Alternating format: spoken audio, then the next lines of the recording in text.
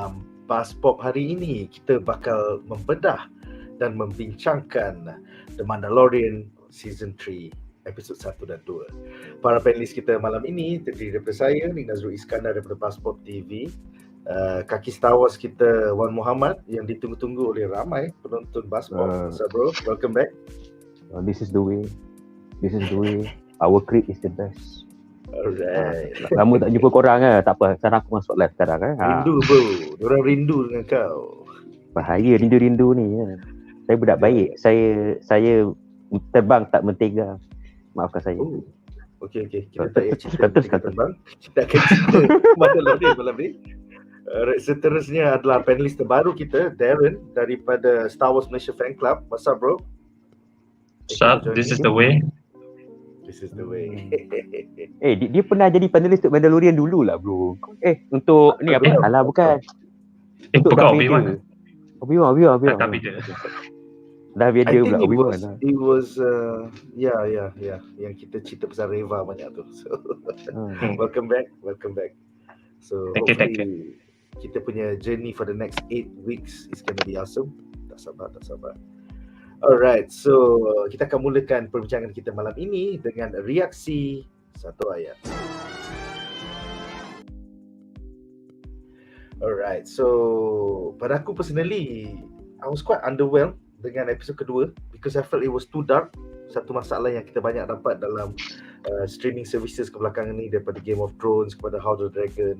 Dia macam apa yang kau nak tunjuk bro? Terlalu gelap untuk TV aku. So, apakah reaksi satu ayat anda terhadap episod pertama dan kedua The Mandalorian Season 3? Kita mulakan dengan Wan Muhammad, silakan Wan.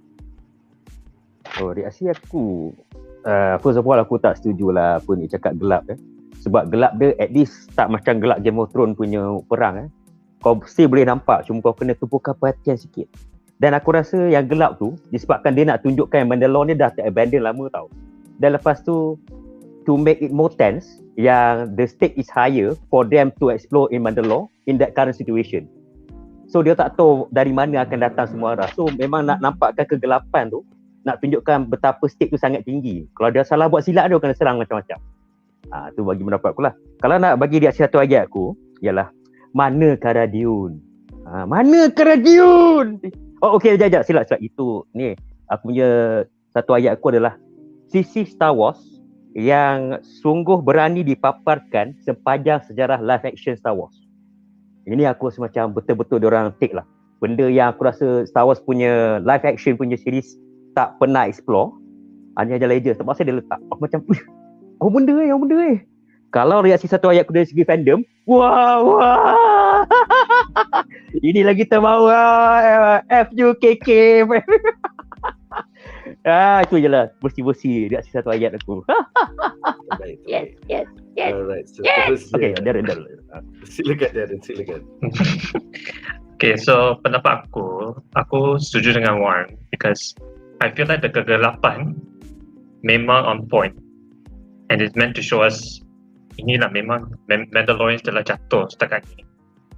And man, just seeing the Mandalorian City Sandari, dia memang macam in ruins lah. It's so sad to look, because we've seen this in the Clone Wars, we've seen it in Rebels, and now we've seen it in live action, and it's just so, memang rosak hati lah. So untuk satu ayat, I have to say I am well fed because other than the Mandalorian, I'm also like so happy with the Bad Batch episode hari ini juga. So this week memang dark untuk Star Wars. Nice. Alright guys, so cannot say anything I want. Ya, tak boleh cerita ya tu. Bad Batch aku tak tengok lagi. Jangan. Don't worry. Sorry, I won't say anything. Yeah, cool. Alright, so kita ada satu soalan untuk segmen ini. Ada soalan? Mandalorian ni perlu ke tengok Boba Fett? Kalau tengok terus series ni tak apa ke? Banyak orang akan miss satu plot yang penting. Ini so kalau aku rasa ini memang problem nombor 1 untuk aku lah. Wan atau Djarin, kalau kau nak explain, Djarin dulu lah. Okay, Djarin, silakan Djarin. Kenapa kena tonton Boba Fett? The Book of Boba Fett, silakan. aka Mandalorian 2.5. At least watch the last 3 episodes of Book of Boba Fett. At least if you want to catch up the Mandalorian, just watch the last 3 episodes. Tapi ya lah, just watch the last 3 also lah. Aku macam I don't know why they had to put the Mandalorian in the Book of Boba Fett. Aku faham it's like an interlude, tapi I don't know, it's still weird for me also lah. I enjoyed the Book of Boba Fett, but I still think this decision is kind of weird for me. Because it's a real plot development that is very important, and then it doesn't happen in season 3 yet. What? Ya dah, aku faham perasaan orang lain. Kalau bagi aku lah, dari segi mungkin pendapat aku sendiri, tapi aku rasa fandom berasa okey je kot. Every time bagi benda bagus, benda yang kita suka tau. Because dia jadi macam Star Wars yang ada kaitan dengan cerita-cerita lain. Sebab kalau contohnya dalam sequel, benda tu tak wujud pun sebenarnya sequel, tapi aku just cakap for the sake of dia orang dah wujud kan. Aku macam nak tengok lah mana Ezra, mana orang-orang yang lain, tak ada kena masuk dalam 7, 8, 9 ni.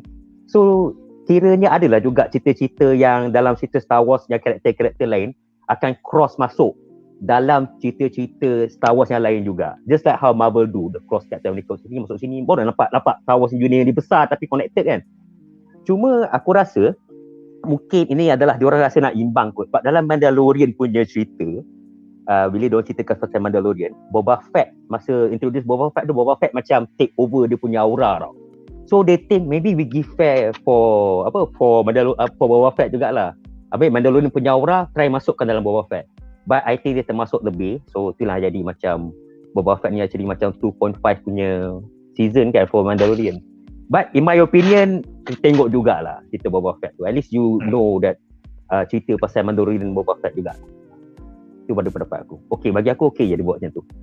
Cuma overshadow kat lah sebab aku lagi interested tengok cerita dalam Mandalorian tu daripada cerita Boba Fett. Macam Betul. Lepas tu kau letak pula dalam finale ada Mandalorian. Aku kata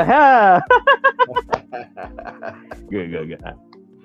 Alright, so untuk Faris, kalau tak tengok lagi, yes, at the end of Mandalorian season 2, Luke Skywalker datang untuk mengambil baby Grogu, ajar dia nak jadi Jedi, which is selama 2 tahun, dan kita akan nampak sikit babak tu dalam The Book of Boba Fett, the last 3 episodes. Jadi amat penting yang kau tonton the last 3 episodes. Kalau tidak, kau takkan faham kenapa dalam Mandalorian season 3 tiba-tiba Grogu kembali dengan Djarin.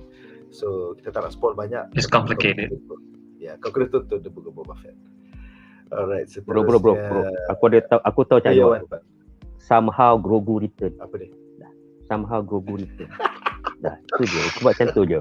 Macam Paul Dameron cakap. Gambar Oscar Isaac kan? Gambar Oscar Isaac. Somehow. Grogu return. Why? Alright, terima kasih juga kepada Ahmad Ashraf untuk super chat anda. Terima kasih untuk sokongan padu anda. Alright guys, so dengan itu berakhirlah segmen ini dan kita bakal membincangkan 3 plot menarik daripada episod 1 dan 2 The Mandalorian season 3.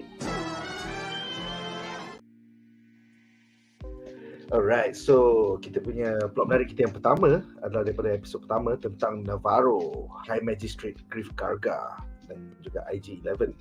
So dalam segmen ini aku ada 2 soalan. Soalan pertama adalah untuk Wan. Apakah pendapat anda tentang bagaimana ekonomi setempat yang terpencil seperti di Outer Rim, seperti NEVARRO dan juga Tatooine telah berubah nasib at the beginning of season 3 ni menjadi lebih maju sekarang apabila scoundrels seperti High Magistrate Greef Karga dan juga Daimyo Boba Fett memerintah instead of the failing empire. So kau nampak dia orang makin kaya, dah ada tourism, dah bukan scum and villainy punya hive lah. Dah jadi macam ada future. So silakan Wan. Bagi pendapat aku sebenarnya dia akan lagi jadi prosperous kalau ada Cara Dune kat situ. Pirate tu mesti takkan buat hal lagi kalau Cara Dune ada. Okay, berbalik kepada perkara yang kita nak cakap sekarang. Aku rasa kalau aku nak buat in real life situation lah, selalunya kalau aku nak tengok satu tempat tu prosperous or not is where the money flows. Kalau aku nak bagi teori logik aku punya analisis lah, kalau satu tempat tu nak maju atau apa, dia mesti flow money masuk kat situ. Lepas tu orang yang manage tu pandai nak manage. Contoh aku bagi macam dalam zaman dulu Melaka jadi selat jadi pelabuhan kan. So bila jadi pelabuhan semua orang akan trading kat situ. Dan it's up to the ruler atau apa, macam mana dia nak manage, mana dia nak invest benda-benda macam tu. Kalau kita tengok kat NEVARRO ni, aku rasa mungkin Greef Karga, masa dia jadi scam villain di tempat, semua punca-punca duit kat situ adalah daripada dia buat kerja-kerja bounty hunter tau. Sebab the money is from outside. Orang akan bagi hire benda, orang duduk kat situ banyak-banyak, semua nak buat bounty hunter punya kerja, Greef Karga dapatkan. Itu cara paling minimum lah. Tapi aku rasa apabila, ni aku punya teori Brazil lah, apabila kita nampak Greef Karga ni dah pegang betul-betul, tak ada Imperial punya garrison langsung kat situ atau Imperial kacau apa semua kan. Bila dah macam bebas dari benda tu, dia boleh ubah macam-macam. Mungkin cara-cara untuk jadi kaya ada banyak dah daripada buat scam villain ni sahaja. Aku rasa mungkin sebab dia pun dapat macam wahyu ke apa kan, kena lebih grogu ni selamatkan aku apa semua, so aku nak develop benda lagi bagus. So I think the way he invested is actually the proper way. And then lepas tu pula, kebetulan bila dia cakap pasal Hadean Way tau. Hadean Way ni adalah salah satu tempat hyperspace yang banyak trade nak lalu. So if we use that thing for advantage, macam apa yang berlaku dekat port kat Selat Melaka dulu kan, I think dia jadi lagi kaya, lagi prosperous. So, and then pula kalau kita tengok dari sejarah, peace time is much more better to do business rather than chaotic time. Sebab chaotic time kalau kau tengok tu orang kat atas tu sebenarnya pun dia rasa takut. Sebab dia dah rompak dia orang, lepas tu dia kena hire sepertiga untuk guard dia. So aku rasa bila orang pun fikir balik nanti, peace time is much more better. Sebab ni berlaku juga kan pada syarikat East Indian Company, yang diorang dulu, yang British ni, diorang hire pirate untuk rompak kapal Spanyol, rompak kapal, tapi dia nak blame on the pirate, lepas tu dia dapat cut tau. Sekali I think in tahun 1800 berapa, diorang realise, peace time is much more better. Baguslah tu bila aku dah rompak kapal orang, dah kaya, better lah kalau peace, pandai betul British ni. Tapi in this context, aku rasa itulah cara sebenar kalau kau nak buat duit, peace time. Tapi kena take into account kan, Imperial dah kena halau, dia punya garrison. And then New Republic pula tak adalah fikiran macam Palpatine kan. So everyone have the independence to do themselves. So I think that's why NEVARRO boleh jadi macam tu. And then bila Greef High Magistrate Greef Karga ni buat macam tu, aku rasa lagi bagus. And then lepas tu apa nak cakap? Inilah apa aku katakan bila satu benda tu kita tak kongkong satu state ataupun negara tu, tak ada orang yang kongkong influence, orang kat situ bebas untuk buat apa saja dia nak. Cuma kita boleh nampak cabaran lah, contoh macam the Space Pirate, I think Djarin akan olah lagi kan. So aku bagi kita ni. Cuma what I'm gonna emphasize is apabila orang kat situ tahu macam nak manage satu, and then second tahu where the flow to take the money is, kat situlah NEVARRO boleh jadi benda yang boleh flourish lah. Tapi the most important thing is peace punya time akan buat lagi prosperous, lagi senang kau nak buat bisnes apa semua. Even dekat Jepun pun, Yakuza jaga tempat tu, lagi senang orang buat bisnes daripada orang-orang yang macam kacau-kacau duk curi-curi semua kan. Bisnes semua senang jalan. So I think that is the key when NEVARRO become success. Cuma satu je, lagi successful kalau ada Karadio. Tolonglah datang balik Karadio. Itu membawa kepada soalan bonus apa bonus pula tentang cara penulis explain Karadio tak ada in universe. Sebenarnya dia dah kena buang kerja dengan Sony, tapi Sony pula dengan Disney. Tapi dia orang explain, she went off to work for the New Republic. So adakah kau happy dengan explanation tu, dan does this open up a slight chance yang dia akan kembali sebagai Karadio? Silakan. Aku dapat rasakan sebenarnya aku tak puas hati sebab I still want Karadio to be there. Tapi apa akan jadi kan?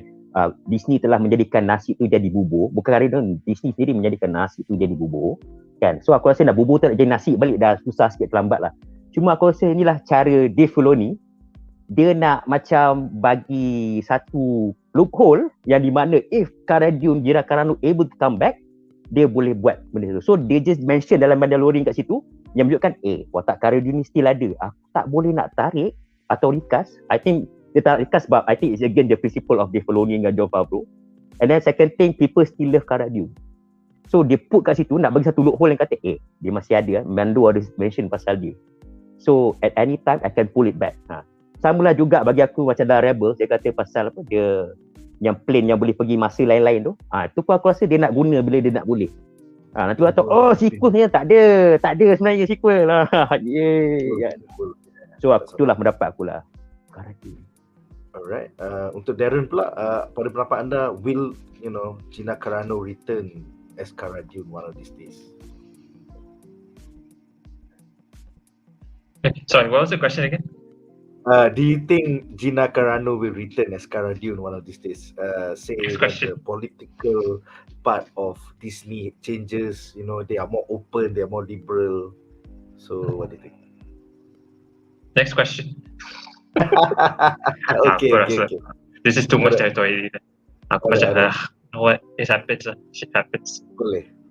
So soalan kedua untuk Darren, apakah pendapat anda tentang keputusan nekat oleh Djarin to reboot IG-11 semata-mata kerana Din needs a droid to explore the minds of Mandalore? Bukankah ini satu short-sightedness on Din's part, especially bila dia kena con oleh Pelimoto untuk beli R5D4 yang sememangnya hampir sejak filem Star Wars A New Hope 30 years ago. I'm like, what the hell? So silakan Darren. 30 years? I mean, 30 plus years is a long time. I'm pretty sure dia dapat fix R5. Oh wait. No. He still looks Yeah, bad, man. But aku rasa at least R5 is a fan favorite lah. I mean, a lot of people still like the droid. I mean, when it comes to IG-11, at first aku pun macam so quick lah. Why did they decide to just take R5? Tapi sebenarnya I don't think they're gonna forget IG-11 because why would they focus on IG-11 dekat episode 1? So and he's still searching for the memory chip.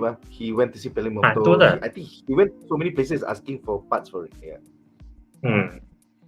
Tapi there is still hope for IG-11 because again, why would you show so much focus on IG-11? Aku rasa the search for the memory chip is not over yet. They might come back for the later episode lah.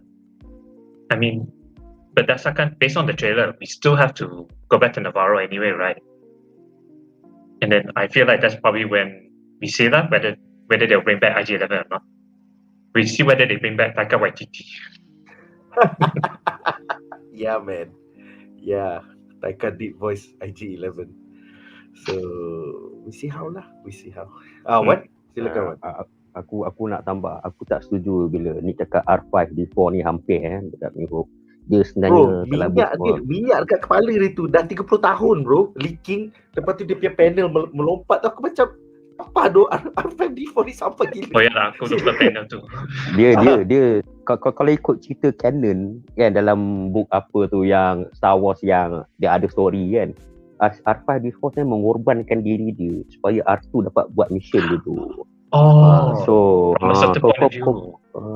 Kau kena faham. Inilah aku cakap, Dave Filoni ni pandai main perasaan bro. Bila aku nampak R5 tu Mando ambil macam kau saja je nak buat twist kan, nak buat twist kat hati macam fan macam aku nak R5 datang balik, kamu redeem dia daripada dia bodoh menutup diri kan.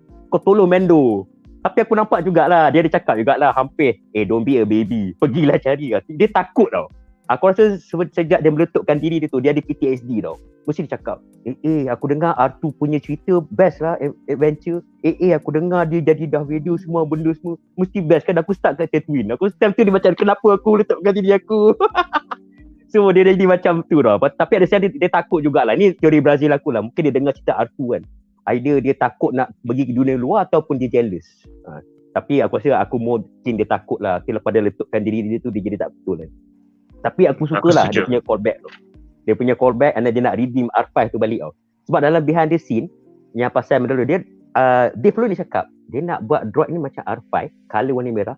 Lepas tu paint dekat motivator dia yang kesan meletup tu.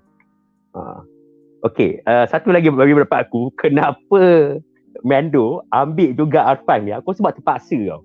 Dia macam alah, aku mana lagi nak cari droid nak ni kan. Dia nak cepat, dia nak pergi Mandalore cepat nak ni tau. So IG-11 punya part tak ada. Lepas tu dia tengok astromech, lepas tu compatible dengan Nabu dia punya pula. Dan lepas tu si Peli pula cakap half price, lepas tu bagi free oil bath. Nampak sangat kau nak buang dia cepat-cepat kan.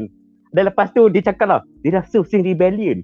Dalam kepala otak aku kan, Arfan ni start kat Tatooine dia. Kau ni nak upsell kuat sangat kat Mando Cek baik Mando tu kawan kau ke apa, percaya je. So in my opinion, bagus lah dia buat Arfan. At least aku nak tengok redeeming factor lah. Macam mana dia redeem Arfan. He said he got to be a hero lah at the end. Yeah. His own way. He finally got his chance. Yeah, man. Untuk penonton yang tidak arif, R5D4 adalah droid yang nyaris dibeli oleh Uncle Luke Skywalker 30 tahun lepas. So kalau 3PO dengan R5D4 sepatutnya menjadi hero saga ini, tapi R2D2 yang terpilih pasal R5D4 berantem.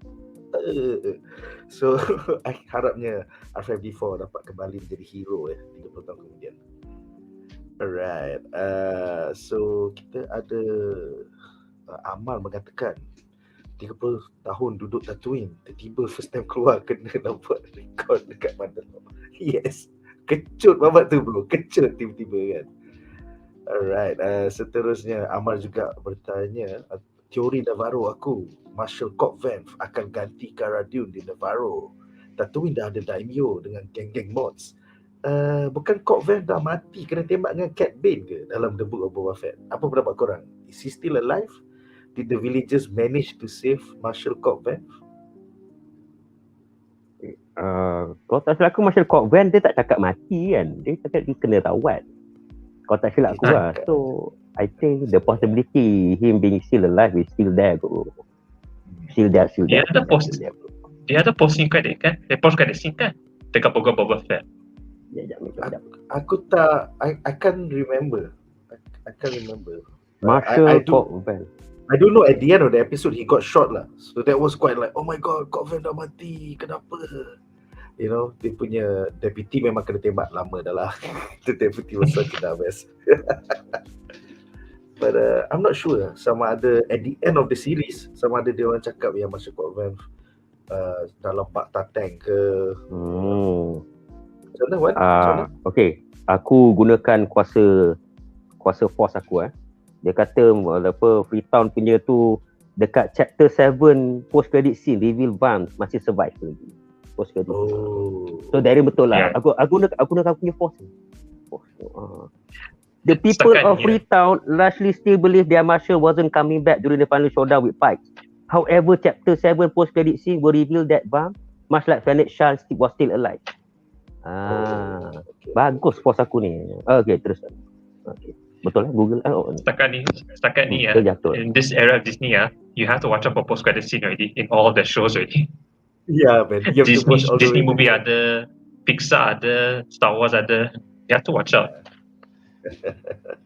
Aku terlepas tu rasanya, Thank for Marvel Marvel buat macam ni thank you Marvel. Kau mengajar semua orang buat post credit scene.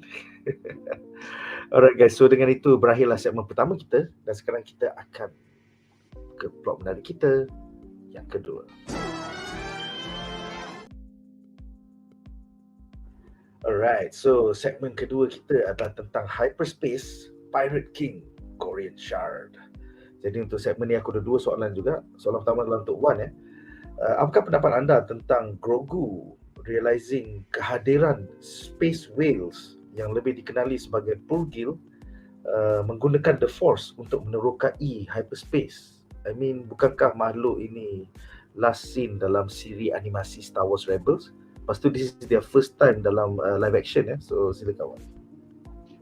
Okay, to be honest, aku tahu pasal space pergi ni wujud lepas aku tahu bila tengok cerita Mandalorian ni, aku tahu benda tu macam sotong ketulu ke apa kan. Lepas tu bila aku tengok lah ada review cakap dia from Star Wars Rebels, aku terus macam why guys? Why all the world want to force me to watch Star Wars Rebel? Why?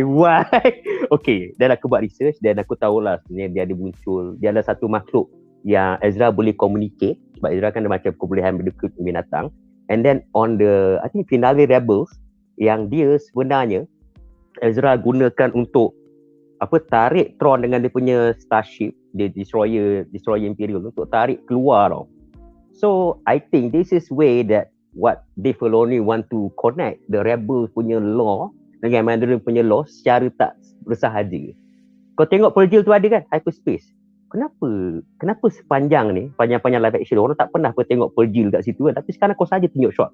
Adakah kau nak tunjukkan bahawasanya Grogu ni ada force sensitive lain macam sikit yang boleh nampak dan lepas tu boleh connect dengan Ezra, di mana Ezra mungkin terperangkap di mana dia tengah gunakan force, so Purgil tu pergi cari orang yang force sensitive selamatkan dia ke? And then lepas tu dalam siri I think Boba Fett Mandalorian yang Ahsoka tanya yang Tron punya macam apa yang siapa yang perempuan ada macam staff tu. Dia cakap where's Grand Admiral Tron kan. So aku rasa benda ni semua akan berkait nanti. So I think maybe this Space Perdial is the opener pada cerita ni untuk kaitkan dengan Rebel punya law yang di mana Ezra mana apa. So I think it's gonna be lagi best lah. Lepas tu kan ada nak keluar live action Ahsoka yang Ezra dengan Sabine pun ada kan. So yeah, it gonna be crossover again. Yes, mana tahu dalam season kan. Sabine. Tunggu masa je lah bro, tunggu masa je. So that is my opinion lah, bagus lah cari buat. So Wan, bila nak tengok Star Wars Rebels? Janganlah macam ni. Aku tengok lah, ada masa nanti bila hati terbuka kan, ada dapat hidayah, tengoklah. Macam mana nak cover Ahsoka kalau tak pernah layan Star Wars Rebels? Boleh, tak apa. Aku guna The Force untuk baca Star Wars Rebels. Why you do this? Aku rasa Wan must have a kid untuk menonton Star Wars Rebels dah. Season 1 is kanak-kanak. After that, it gets better lah. Aku Dave Filoni always has a plan lah. Yeah.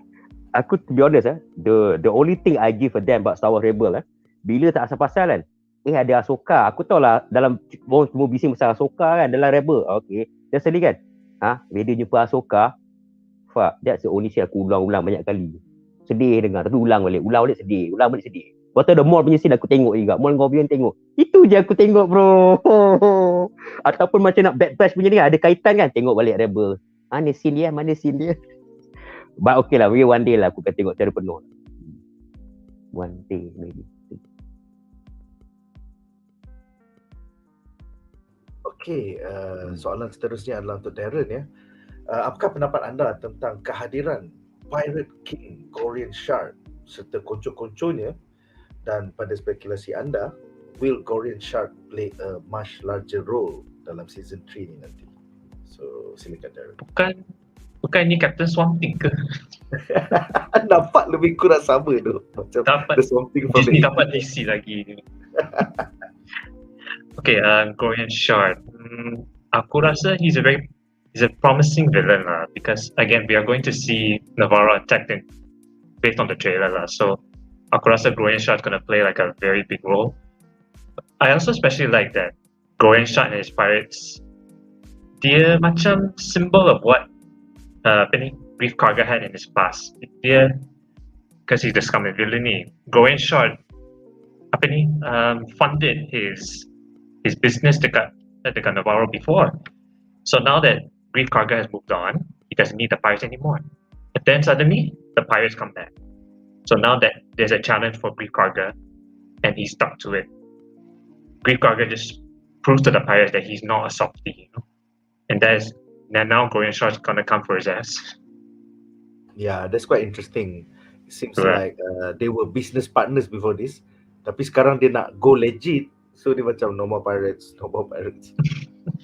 And then the pirates kept saying, this is a bar, and then he's saying like, no, this is a school. Yeah. Oh, but I also love the ship design lah. Kalau you guys tengok kalau you guys main the old Star Wars games, the ship looks like a Palpatine Star Destroyer, the Eclipse. The design memang similar lah. I really like that. The Star Destroyer from Dark Empire. Nice callback, man. And then satu lagi, if I'm not mistaken, I think Screen Rant kot aku tengok dia cakap pasal the design of the pirate punya ship kebanyakannya sama similar dengan separatist punya teknologi tau. So I think when the Empire won, the Republic won, so banyak separatist punya kapal abandoned. So the pirate ambil, dia overhaul, jadi dia punya ni. Sama juga macam AT-ST yang masa dekat village yang Gina Carano menetap tu kan. So I think every scoundrel nampak apa ship-ship jangat apa jadi macam treasure untuk diorang tau. So itu aku terkejut, pirate ada besar punya ship macam ni, macam aku dah fikir siapa fun diorang. Lepas tu tak saya bila kata separatist punya ship, mana lepas tu Djarin cakap apa the Eclipse punya familiar, so I know lah it's from where diorang ambil. Kan diorang ambil sebuah advantage. Satu lagi aku tengok situasi pirate kacau. Lepas tu sebab Gorian Shark pun fund dia punya bisnes ni. Ini sama macam apa yang berlaku apabila British Empire tak nak perkhidmatan pirate lagi. Dan lepas tu pirate ni macam bengang lah. Aku dah malukan diri aku dah buat macam ni. So aku nak pampasan balik. Dan lepas tu British macam aku tak ada duit nak bayar korang dah buat bazir. Lepas tu terus brand dorang. Terus nak kianat cari semua pirate ni nak hancurkan. So dia kena double export lah. Tapi dalam situasi Gorian Shark ni, aku rasa Gorian Shark ada legal, bukan legal lah. Maksud ada macam point untuk apa kita panggil untuk marah juga Greef Karga je lah. Aku dah ambil duit aku. Dan sendiri kau nak pergi legit. Walaupun dari segi moral is good, tapi masalahnya kan, bagilah pampasan balik. Aku buka untuk bar, kau buka untuk sekolah. Aku nak margin banyak sikit, kau bagi margin macam ni. Tapi aku rasa sebab tu Greef Karga kata, jomlah masuk office aku untuk kita bincang. Tetapi aku rasa kenapa dia tak nak masuk Greef Karga punya office. I think he know Greef Karga really well lah. Masuk office nanti, 7 orang dia datang balik, mana lagi seorang. Kata Greef Karga ni tak betul ke otak dia kan. Masuk office aku ni teritori aku. Dia ubut balik ke apa kan. So pirate dia pun ada macam dia punya mechanism lah. I know Greef Karga tahu lama kan. Kau macam ni bukan betul kan. So I mean in my opinion, I will to see how the dispute ended lah. Either in peace ataupun lawan. Tapi agak-agak lah pirate ni. Sekolah orang tengah belajar dekat depan. Ni bar. Let budak kecil kat dalam tu. Tu dah terus tempat lain ke. Itulah opinion aku lah. Menarik. Tak gentleman pirates ni, tak gentleman. Alright, so kita ada 3 komen menarik. Pertama, Ahmad Ashraf berkata agak-agak Gorian Shark ni akan muncul balik tak ending season 3. Macam diteorikan oleh Djarin tadi, aku pun percaya yang diorang akan continue kacau Greef Karga to the point that it comes to Greef Karga needs to do something. Kalau tidak, Gorian Shark akan sentiasa kacau. So hopefully by the end of season 3 kita akan nampak maybe Mando turun padang tolong. So dia jadi macam fight macam dalam book of Boba Fett juga for turf. It's like a turf war lah. Aku nak komen. Di manakah New Republic dalam hal ni? Di manakah New Republic bro? Okay, kalau aku nak bagi komen juga apa ni, aku tengok screen real, aku tengok screen real dengan screen crash juga punya analisis sebab when Greef Karga said an independent trade, aku dapat terasa kata independent trade maksudnya kau nak cakap kau lagi bagus pada New Republic lah, sebab New Republic doesn't believe in centralized system tau. Diorang macam chancellor tukar tiap-tiap beberapa tahun, semua ada military masing-masing, so diorang tak union. So aku rasa mungkin polisi diorang nak kawal ada outer berlainan. So from what I see, so that's why maybe New Republic tak dapat nak bagi macam a firm punya polis untuk polis around macam apa yang Imperial Republic buat dulu. So I think that's why it's kind of messy apabila benda macam ni berlaku. New Republic macam susah nak tolong ataupun memang dia tak nak tolong pun. Sebab aku nampak kat situ bila Greef Karga cakap pasal New Republic kan, lepas tu Mando macam macam tu aku dah nampak dah apa korupsi yang berlaku kat New Republic. So I would love in this Mandalorian season they explore about what the New Republic punya corruption ataupun dia punya kepincangan yang membuatkan harga telur naik, benda-benda vending machine nasi lemak tak betul. Jap ni cerita salah. Tak ada kena-mena. Sorry. Tu aku nak tahulah. Janji 100 tahun, 100 hari. Okay, tu yang aku nak tahulah. New Republic William Palpatine. Oh sorry, saya teruskan. Bahaya. Ada soalan. Saya ingat I read a Star Wars book that explains the New Republic lah. If I remember correctly, the New Republic macam they don't want to repeat the same mistakes as the Empire lah. So, rely less on the military. Don't be so rough. I think that's pretty much why they are so like not helping the Outer Rim per se. So I think that's why, screw this. We're gonna do our own government. New Republic, you go do your own problems. 30 years later. Yeah, man. By Hosnian Prime. Hosnian Prime, boom, hancur macam tu. No, the best part 30 years later kan. What do you mean by first order? I didn't order anything. Oh. Actually, you're not wrong. That's exactly what happens in the story. Wow. Seterusnya kita ada soalan bonus untuk Wan daripada Fard Kipiloki. Banyak events ke bulan Ramadan ni? So apa pendapat kau Wan? Pasal kau dah lama menghilang. So orang tanya, silakan. Bulan puasa ni surprisingly tak banyak event. Sebab bazar semua dah ada orang. So insyaAllah aku okey lah kot. Banyak event. Tapi kenapa nama kau Fard? I mean, aku tak judge tapi that's your name. Sure. I'm sorry, I just need to say that. Tapi insyaAllah lah, kalau ada event aku bersyukur juga, tapi I will make this commitment to buat live untuk benda tu. Nice. Aku nak commit. Cuma last week aku dah kat Kedah tau nak buat, dah bawa dah laptop semua. Lepas tu Nick pula sakit, tapi tak apa, ada hikmahnya sebab lepas tu aku boleh karaoke during event tu. So terima kasih dekat Nick. Okay, Mana bro? Demam tak boleh bangun. Tapi Star Wars Malaysia Fan Club will have his events tu juga. Dia buka puasa dia kan. Kena join. Buka puasa bersama Emperor Sanjeev. Sanjeev tadi pergi parlimen. Wow. Emperor CK lah. Sanjeev jadi sekretari dah. Tak, Sanjeev ni sekretari lah pegang kuasa sebenarnya. True. I talk too much. I'm gonna be dead after this. Sanjeev jangan cari aku.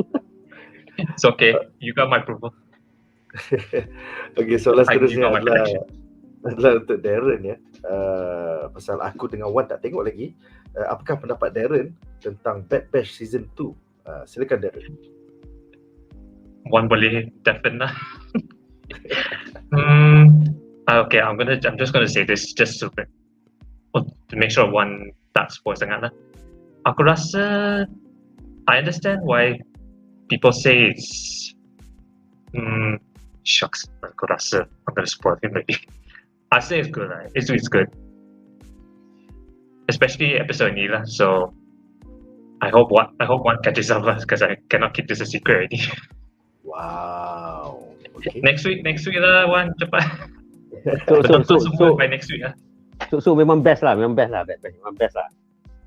Still good lah. It's still good. Still good lah. Kenapa? I will save judgment until later, until the show ends lah. Nice. Alright, seterusnya soalan untuk Wan ya. Pada pendapat kau, selagi Kathleen Kennedy pegang Star Wars, ada ke peluang untuk reboot franchise ni? Kalau tak ada reboot, ada cara ke nak selamatkan untuk buat future movie sambung saga baru? Okay, so semalam kita baru report ya yang Star Wars update. Kita punya Rogue Squadron bawa Patty Jenkins, gone. Star Wars by Kevin Feige, gone.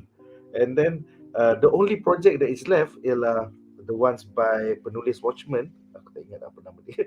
And then the one by director oleh Miss Marvel, Shamin Obaid Chinoy. And then seterusnya adalah projek Taika Waititi, Star Wars yang mungkin dilakonkan oleh Taika Waititi.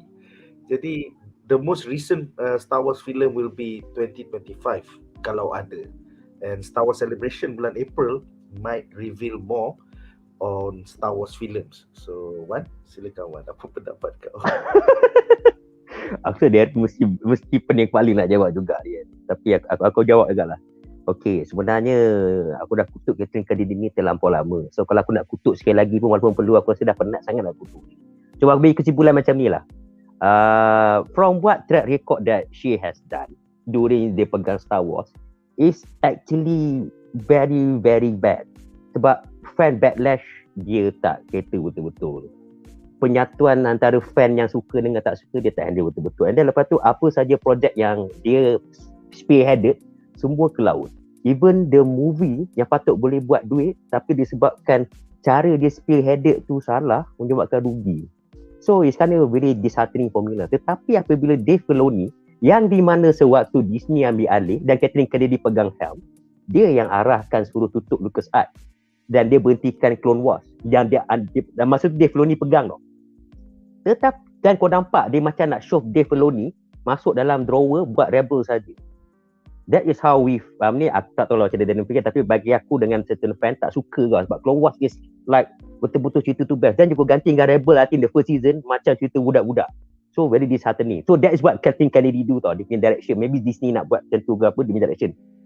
So but when Dave Filoni and Jon Favreau take over Mandalorian, dia betul-betul buat by heart. Even the first episode of season 1 episode Mandalorian, kau boleh nampak ada orang potong tangan, ada orang dah potong. Dia macam tunjuk kat sini, no I want to cut something. So kat situ aku nampak this will go somewhere. So kau boleh nampak the success of Mandalorian dan naikkan balik franchise di mana Djarin terpaksa memikul beban Star Wars dekat belakang, dia punya tulang belakang kan. So kau dah nampak dia Filoni pegang sikit je dah boleh ke jauh.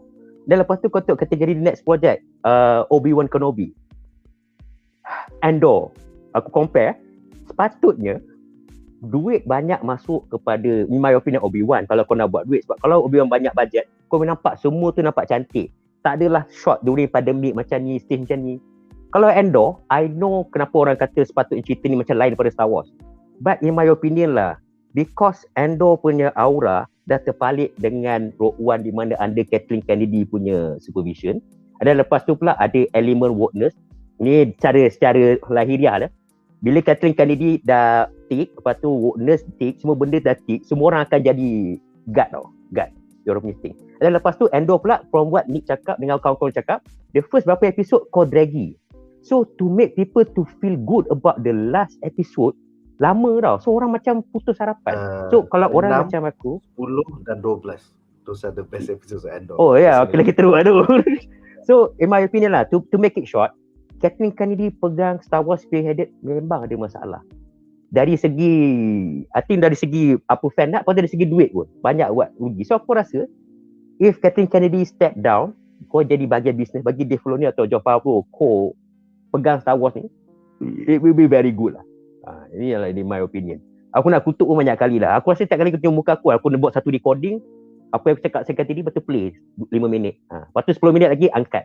Boleh aku tak situ je. I can just imagine one dengan Kathleen Kennedy's face to face. Oh my god. The showdown of the century already. That will be the day, man. That will be the day. By the way, Darren, what are your thoughts about the recent cancellation of Star Wars films? And the fact that we won't get anything until 2025, the earliest, if they announce anything at Star Wars celebrations, April 7th to 9th at London. Silakan. Yeah, Rogue Squadron was it was so heartbreaking when they announced it.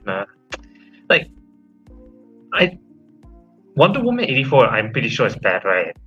But even then, I still trust Patty Jenkins because it could have been a different movie. It could have been different from Wonder Woman. So who's to say it's going to be bad, you know?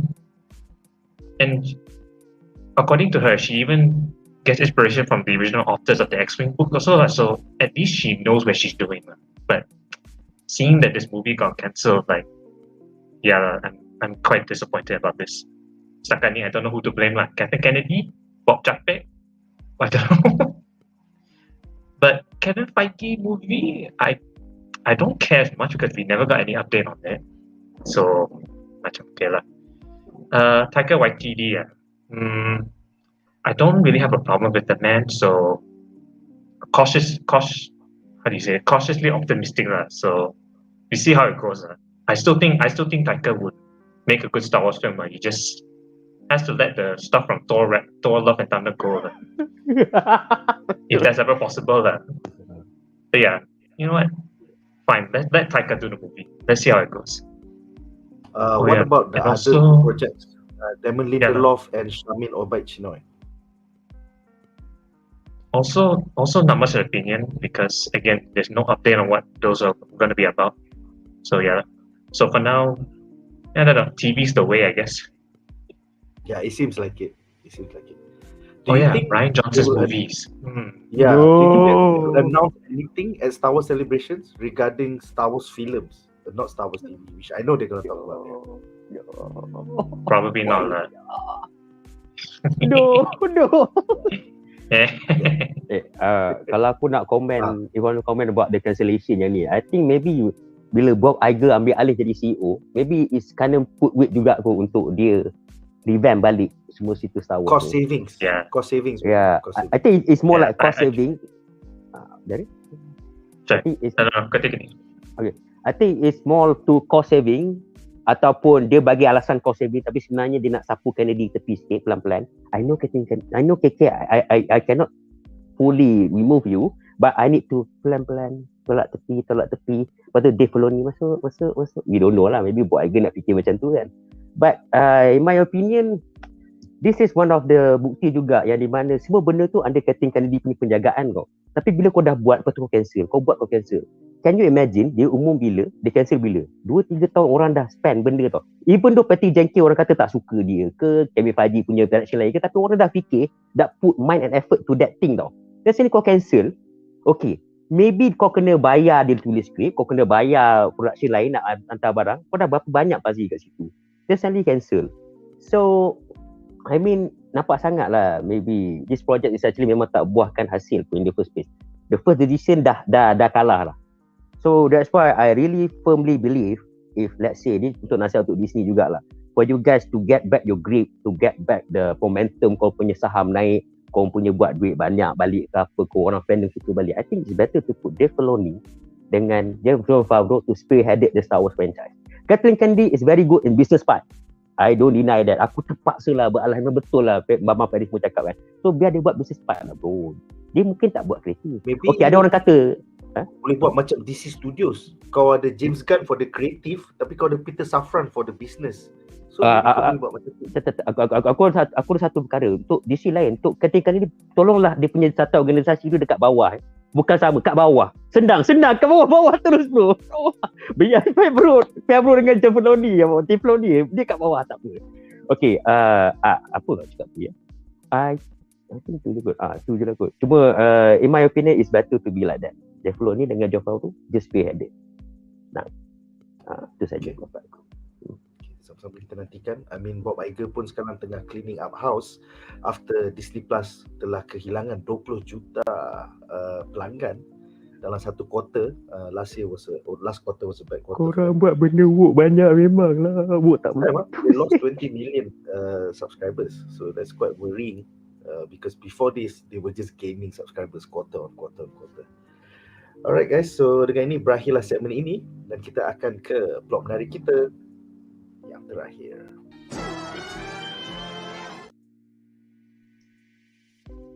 Alright, so plot menarik kita yang ketiga adalah tentang Mandalore, Djarin dan Bo-Katan. Dalam segmen ni aku ada dua soalan juga. Soalan pertama untuk Wan. Apakah pendapat anda tentang Bo-Katan lebih expert ya menggunakan dark saber ketika menyelamatkan Djarin? Tak berat langsung. Macam Din selalu cakap, berat lah. Hari tu pas Vizsla guna lagi berat. Tapi dia expert gila, macam dia dah pernah guna masa Clone Wars. Serta keputusan Bo-Katan untuk tidak challenge Din for it, because the last time she got it not through trial by challenge ataupun trial by combat, she lost Mandalore, the Night of 1,000 Tears. So apa pendapat kau Wan? Dia macam dia dah tengok semua kehancuran ni, macam ni pasal aku sia, ni pasal aku. So silakan Wan. Aku rasa memang nature dia kot sebagai seorang perempuan tahu bermain pedang. Amin bukan. Dia adalah seorang warrior. Okay, jap. Dah lah dah dark saber kan. Come on Wan, focus, don't be distracted so you can handle the dark saber. Okay. In my opinion, aku rasa sebab from what the Armorer says, masa dalam season 2.5 Boba Fett season 2.5 Mandalorian iaitu cerita Boba Fett, the Armorer kau terletak 18 episod, bagus ni. Okay, The Armorer dia cakap dekat Djarin tau, masa dia tengah training dia punya lawan dark saber dengan Armorer punya tu kan. Dan lepas tu dia cakap, dia pelik kenapa makin heavy. Lepas tu dia cakap lah, kau distracted, kau tak, macam kau, dia kata distracted lah, sebab tu kau tak boleh handle dark saber tu. And then dalam Rebels pula, kau tak silap aku, who that's guy, nama Kanan dan buta dia cakap dengan Sabine tau, the dark saber punya energy selalu flow, dia sentiasa flow. So kalau kau tak dapat kawal energi tu, memang kau akan rasa berat.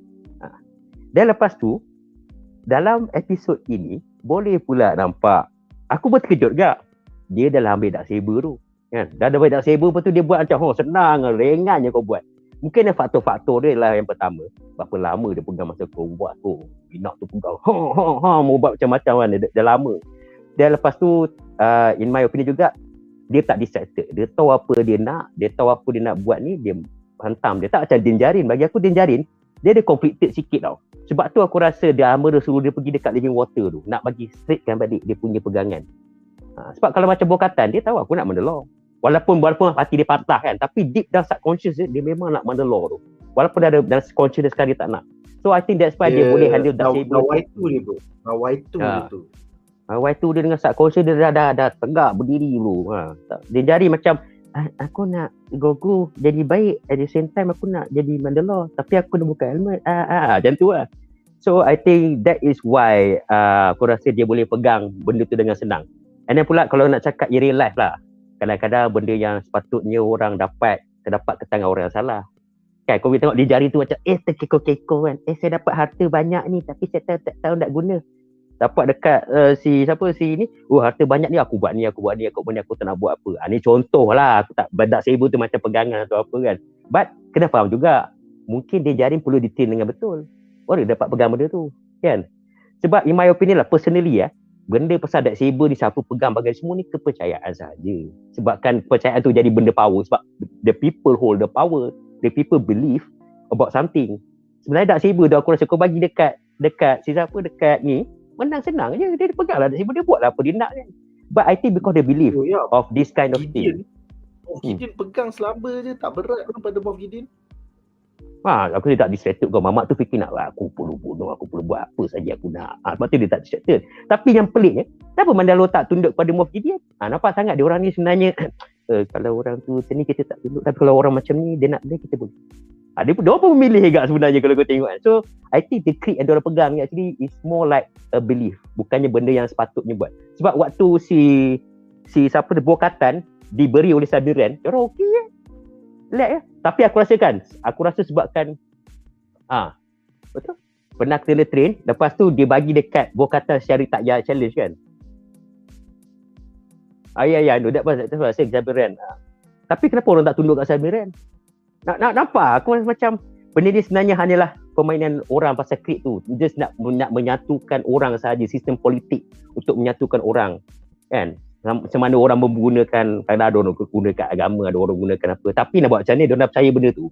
Dan lepas tu, bila Bo-Katan balik, lepas tu, kau tak pegang dark saber lah, semua belah. Aku nampak macam, korang tak boleh tumpukan perhatian dia. Dark saber tu hanya ada tu sahaja. Dia dudukkan tata dia sorang-sorang. Dia macam, aku dah tak ada member. Aku dah tak ada member. Sasha Banks pun dah caw. Aku tak ada member.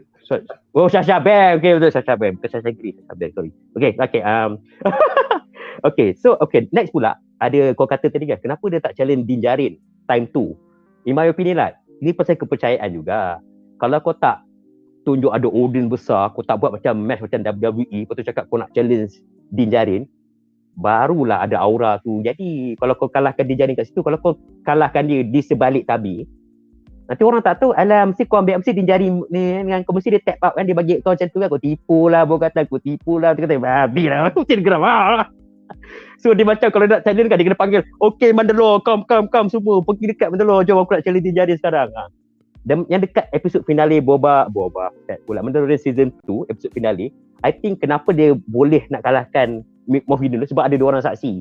Sekarang ni yang ada Grogu dengan Djarin, memang tak boleh lah bro kalau dia challenge. So I think that's why I think turns out masa finale tu she did not challenge him for it. I thought she would have, but she did not. Tak, I think kan dia tahu macam mana Moff Gideon lawan, and she know how Djarin lawan. Djarin lain sikit. Aku rasa mesti dia nampak Mamat ni sebab ni. So I think dia cautious lah. Dia tak yakin nak lawan dengan Djarin. So that's why dia rasa daripada dia memalukan lagi diri, dia takut kan. So dia tak challenge time tu. Dia biarkan dia. Ada mungkin ada superstition juga lah. Mungkin dia fikir kan, mungkin Djarin ni sebenarnya layak ke apa kan. So dia tak tahu. Ya, itu sajalah pendapat aku pasal dark saber ni for the time being. Ada lagi nak tambah tu nanti. Okay, Darren, ada apa-apa nak tambah tentang dark saber before we dark saber?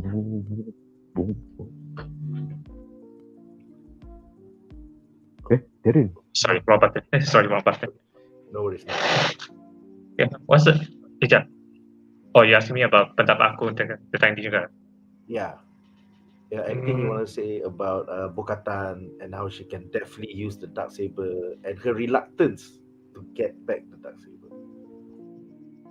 Yeah, for now I'm thinking, aku rasa because I think pretty much like one said lah. When the dark saber, if it's too heavy, tu memang distracted. You are memang confused and conflicted lah. But aku rasa because why Bo-Katan managed to hold the saber and then boleh ayung sikit, because she knows because it's a lightsaber. And you know, the lightsaber is not just a weapon; it's a weapon powered by the Force, living energy. So, because the dark saber is a lightsaber, it knows that Bo-Katan is actually doing the right thing. So you know what? Let's give her power. She's doing good. Let's give her that. So that's why we have to remember, this is not just a Mandalorian weapon. This is a Jedi's weapon as well.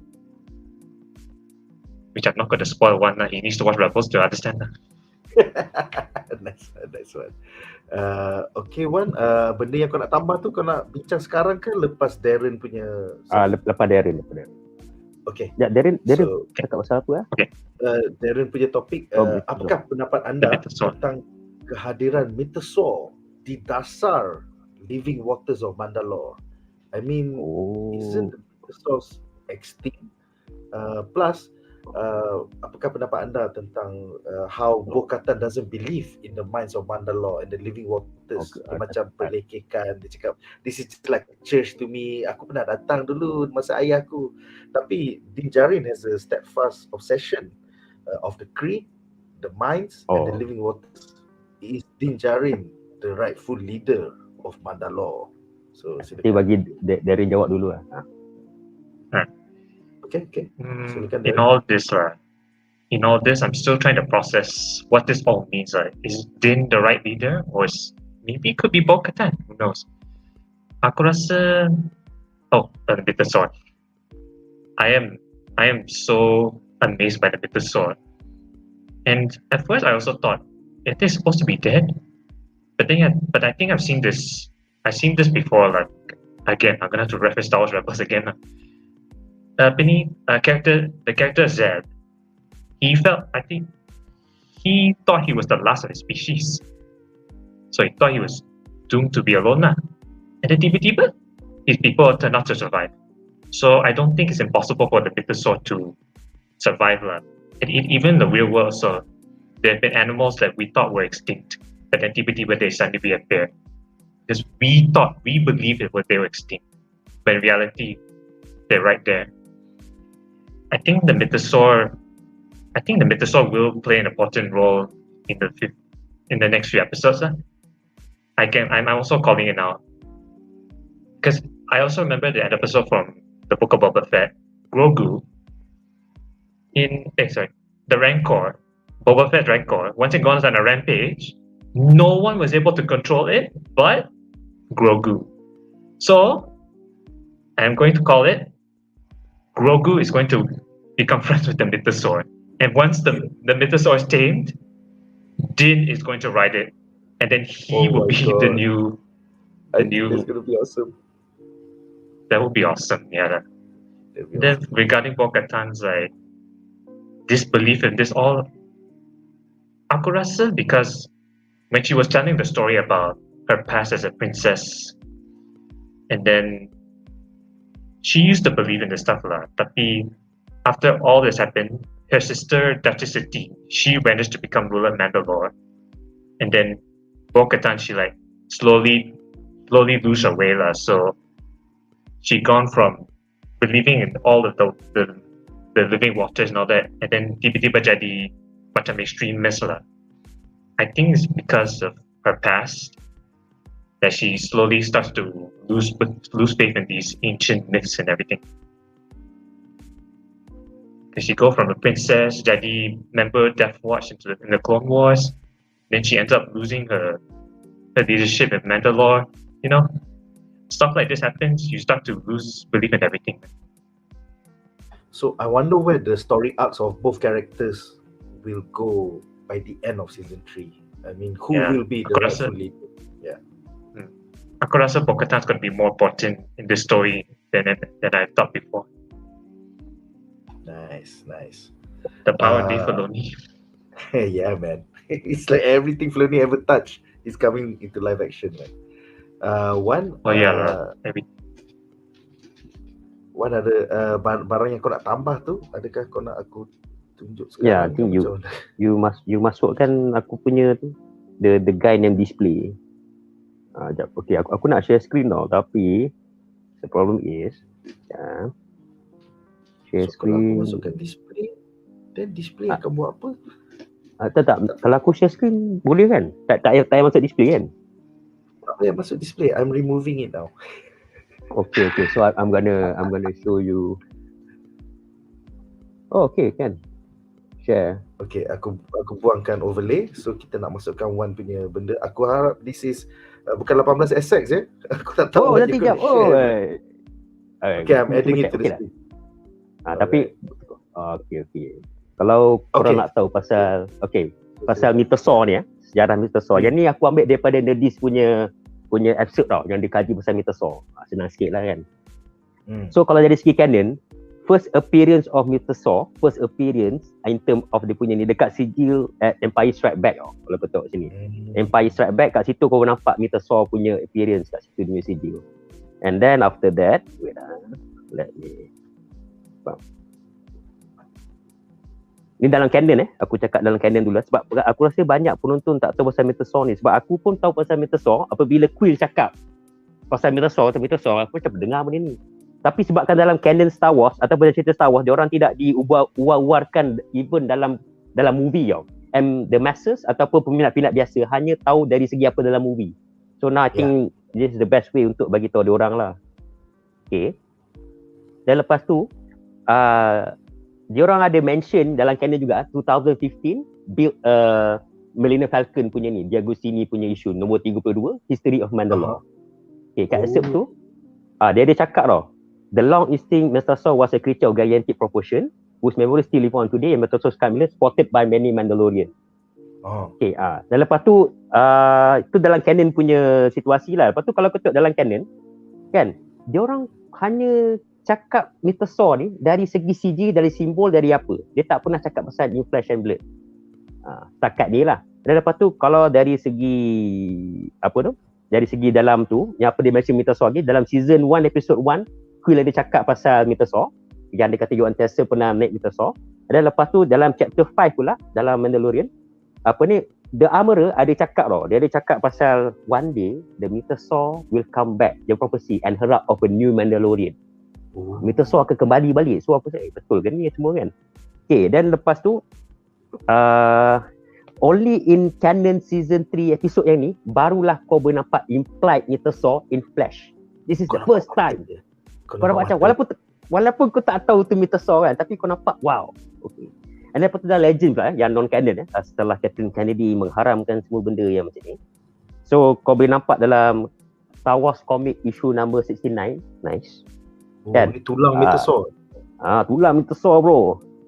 Nama tempat, nama cerita tu Death in the City of Bone. Ada satu Mandalorian dia nak buat untuk slavery punya counterpart, dia buat guna tulang Mythosaur. Gila. Lepas tu dia kata tu dia punya dia buat workflow episode ni legend pada tahun 1982 punya komik. So kat situlah salah satu, tapi dia tak imply lagi benda tu Mythosaur tau.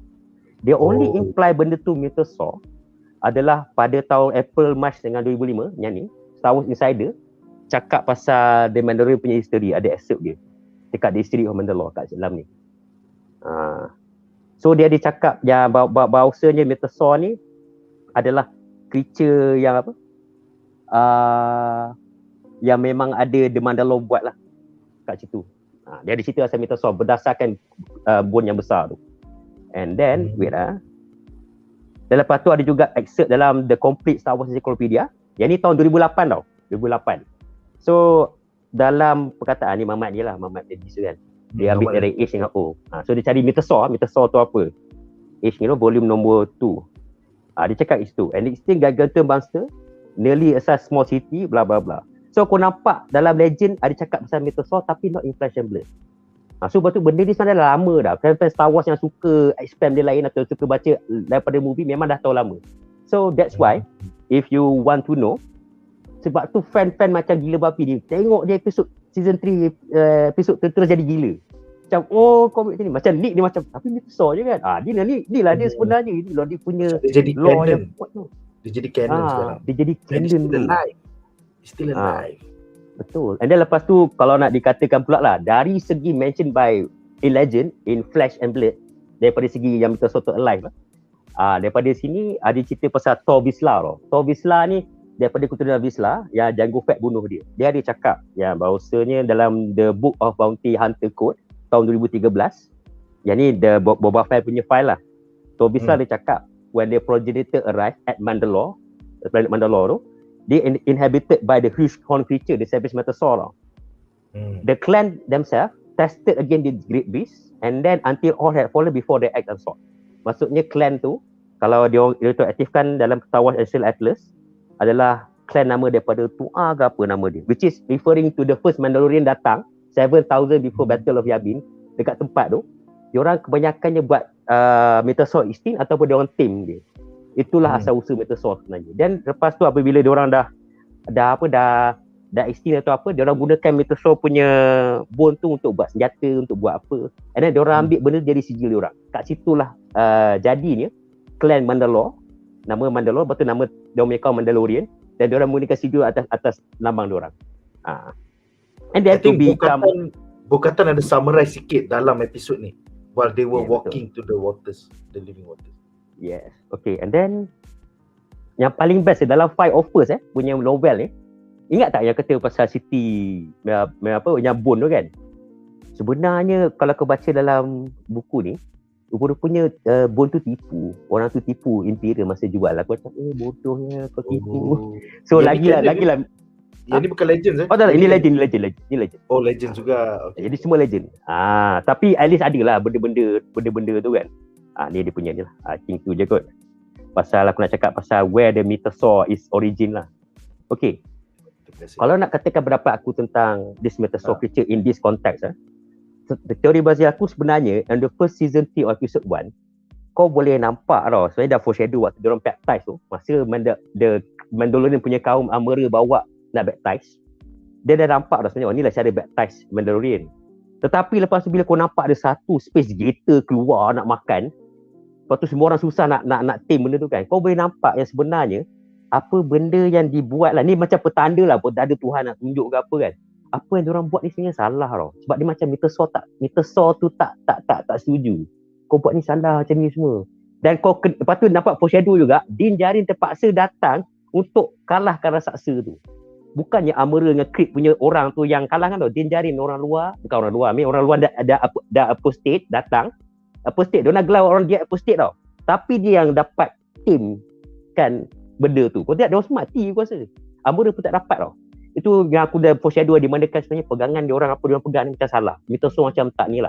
So bila Djarin pergi kat situ, dia punya simbolism tu, Mythosaur tak makan ni, Mythosaur tarik dia kan. So aku rasa Mythosaur mesti nak bless dia cakap, Djarin kau betul sebenarnya. Boleh buka helmet.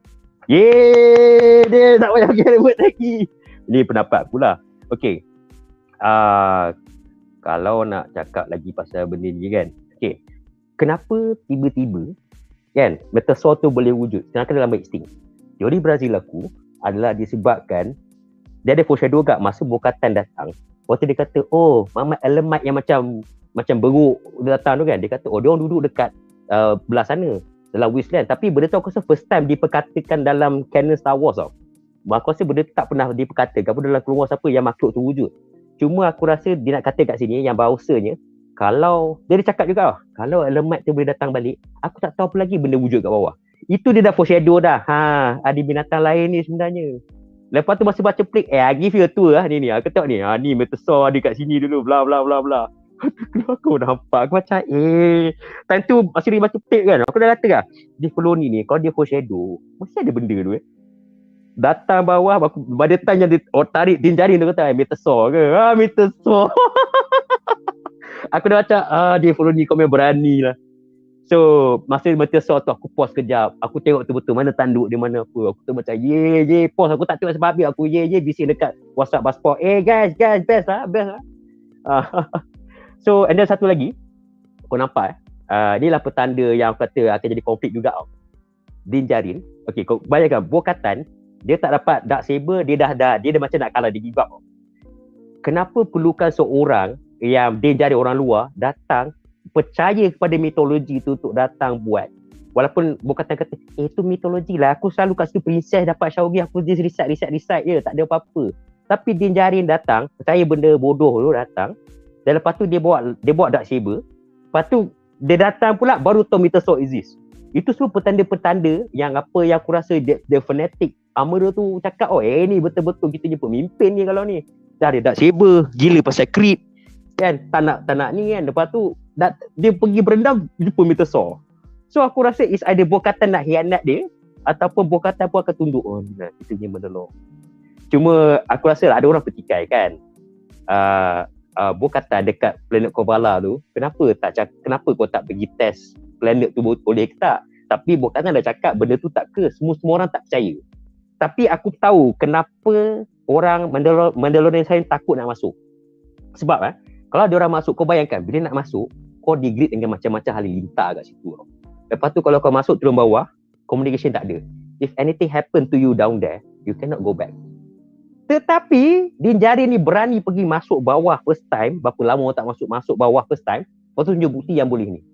So aku rasa itulah salah satu lagi petanda yang di mana dia ketua yang lead. Dia akan masuk dulu, sanggup masuk benda tu, mati tak apa, jadi dia boleh tahu.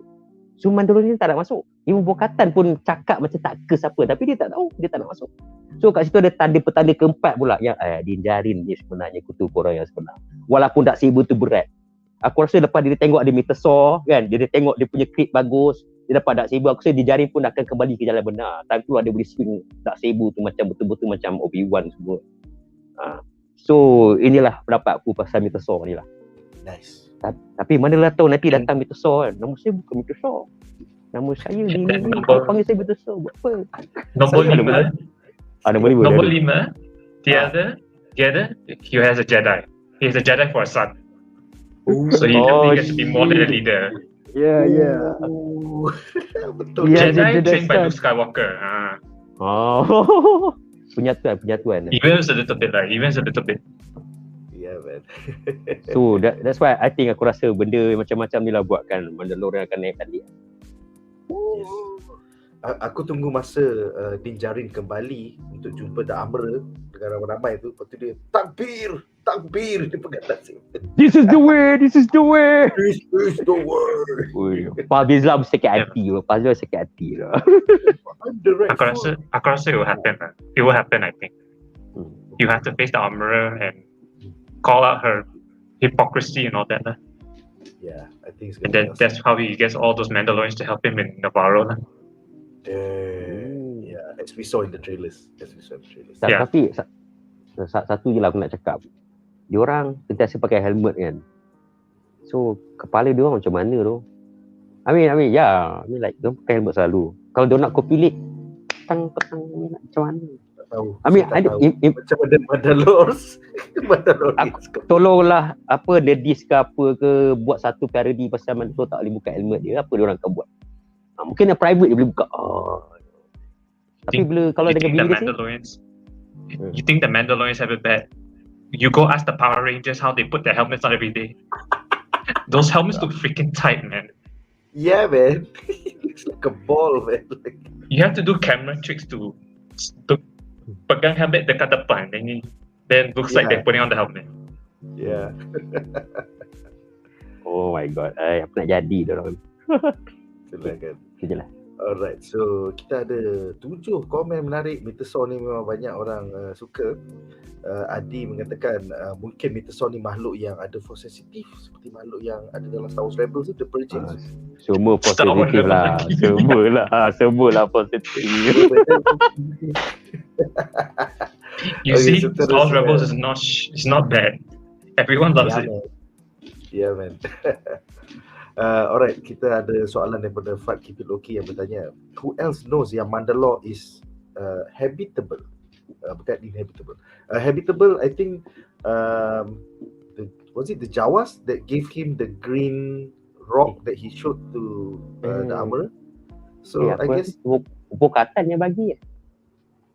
It wasn't Bo-Katan, it was somebody else that gave. No, it was somebody else. Yeah, it was somebody else. So siapa? Those guys je lah yang tahu, yang bagi that green rock kepada Djarin in episode 1 of season 3. Seterusnya Fred juga menambah menarik Wan. Jadi berapa banyak Mythosaur dekat Mandalore dan siapa je yang boleh jinakkan? Aku rasa macam Darren cakap lah, siapa lagi? Grogu lah.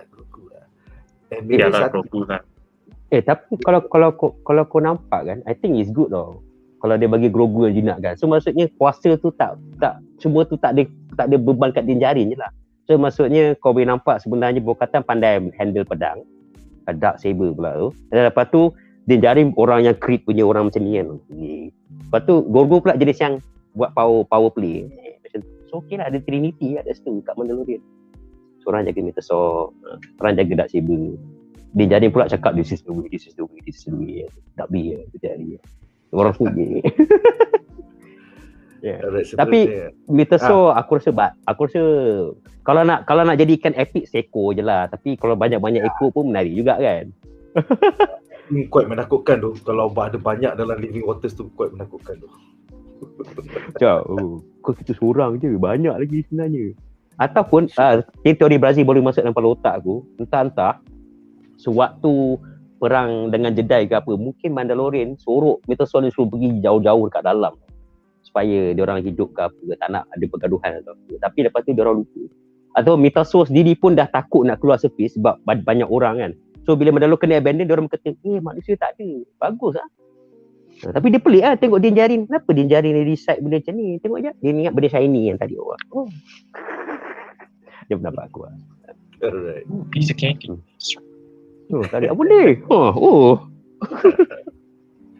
Alright, seterusnya kita ada komen daripada Lau Chikin daripada Star Wars Malaysia Fan Club. What's up bro? Sikit. Bo-Katan probably would hide from Djarin that she saw Mythosaur. Lau Chikin. Gila lah. I think that might happen next episode man. Wah, aku suka teori ni. Terbaik. Ini bagi Nice ni one, sikit. Nice. Ini presiden Star Wars. Presiden baru ni lah. Presiden Star Wars Fan Club lah. Nice. Bagus teori dia. Tak boleh bangkang nanti kena. Tak ada guna. Tapi aku rasa betul jugalah. Tapi kau bayang awkward moment lah. Mesti Djarin kata, siapa tarik aku kat bawah tu? Tak ada apa-apa. Takkanlah kau tarik kan? Maybe I tarik pun. I tarik. Tak ada apa-apa bawah tu. Mythosaur tu pula cakap, bagi aku lah, babu lah. I would love to see lah kalau dia nak suruh macam ni. But you have to remember, R5 was recording the whole thing. Bo-Katan cannot run away ya. Keren. Kali tu motivator rosak. Tak boleh record. No. R5. Sentiasa hampir.